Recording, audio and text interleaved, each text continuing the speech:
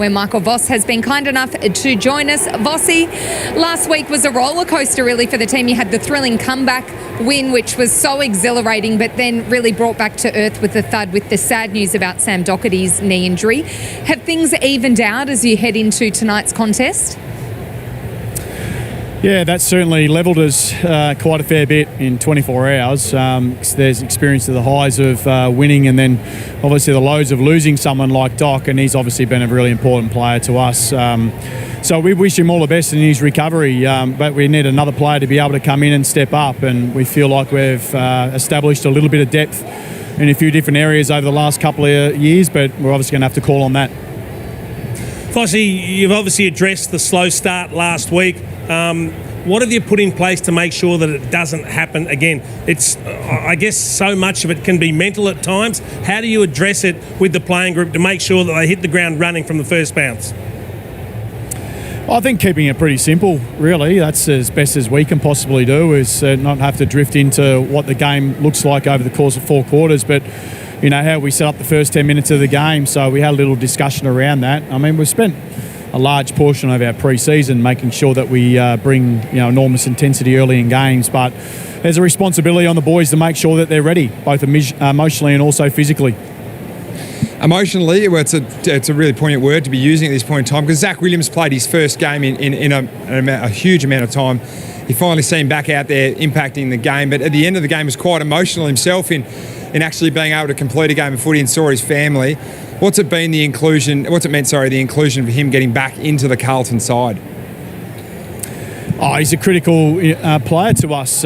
We talk about ball speed out of the back half, and not just that. Being able to be able to play tough footy out of the back there, win your one-on-one battles, and give you some drive. And I think we saw all of that last week with Zach. His ability to be able to get his job done, but then give us some offensive drive is obviously a critical thing in everyone's game, and we're going to need that tonight. But he's an important figure for us. He's well loved behind the scenes, but obviously we clearly love playing with him as well.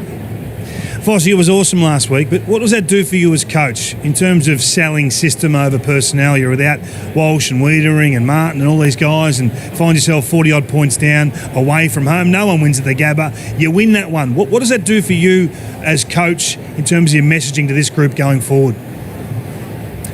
Oh, that hasn't been new in our journey, Kingy. We've tried to, we've had to at different times throughout the last couple of years be able to call on a lot of different players to be able to get jobs done, and once upon a time here there was a reliance on our talent and an expectation that they get out there, and if they don't get out there we can't win, and that hasn't how we've been winning in the last couple of years. We've been winning off our role players, we've been winning off our talent doing their jobs, not asking for any more, and we're not expecting any different. But it certainly helps sell the message, though, I've got to say. To be able to get out there and perform against a very, very good side was important, but now we shift our focus to Richmond. Can't have been easy preparing this week, given what Richmond offered up last week. I think sometimes it's easier to prepare against a team that's played well because you know what they're going to do and what they do well. I guess the only thing you can expect from the Tigers this week is a ferocious attack on the footy, given how poor they were in that area last week.